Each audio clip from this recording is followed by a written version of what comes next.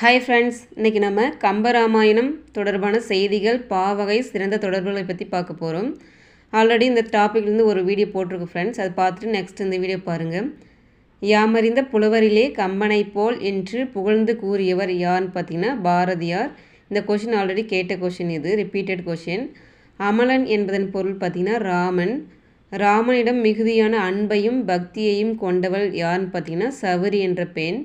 ராமன் அன்பாளாகிய யாரிடம் தன் தாயிடம் காட்டும் அன்பை காட்டினான் பார்த்தீங்கன்னா சவரியிடம் காட்டியிருக்கிறாரு. அனகன் என்பதன் பொருள் பார்த்தீங்கன்னா ராமன்.